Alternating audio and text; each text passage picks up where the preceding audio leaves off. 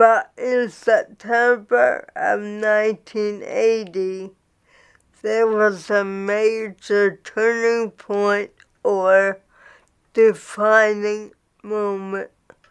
I do not remember how I heard about Conquerors, which was a Christian organization operated for and by Christians with physical disabilities. Of course, able-bodied people were greatly needed to do the things which the disabled could not do on their own, such as providing transportation. Each year, Congress held a week-long Bible conference, which I attended for the first time in 1980. Time doesn't allow me to share the events of that week, of how content these people were with their situation. They weren't concerned about being healed. They were thankful for whatever and however they were able to do the simple things of life. But I must quickly skip to and tell you about the last evening of this conference, as this was when my defining moment came. Two very significant events took place during the evening service, which would change the way I looked at my situation for the rest of my life. The first significant thing which happened was when the chairperson announced that I had won the poetry contest. The second event was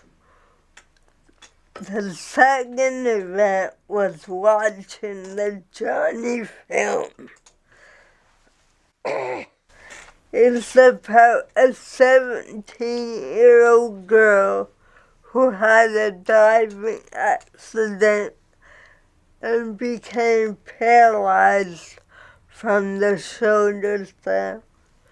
For several years now, Johnny has had a very successful ministry, reaching out to other disabled people which she would not have had without being in a wheelchair. During the very last scene of the movie, it shows Johnny in her wheelchair speaking to a very large audience at a Billy Graham crusade. As my eyes were watching that scene, I was hearing a still small voice speaking to my spirit saying, "Cindy, I don't have to heal you to use you. I can use you just the way you are. And one day, I'm going to expand your writing ministry to that degree." I knew I had just heard from the Lord. With tears flowing down my face, I rededicated my writing afresh to the Lord that night. My friends in the church knew just by looking at me and hearing me talk that a major change had taken place. Before I attended the conference, being healed was the most important thing in my life. After the conference, it didn't matter if I was ever healed.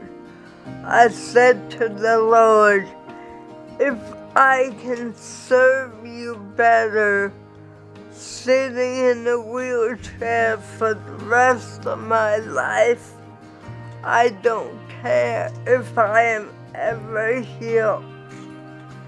2 years later, after I had recommitted my writing to the Lord, 100 Huntley Street published a small booklet of my testimony and a few of my poems. We serve a faithful God. In closing, I just want to encourage you that no matter what you have been through, or what people have told you, or how badly you have been hurt, God has a great plan for you, and He desires to use you in His kingdom.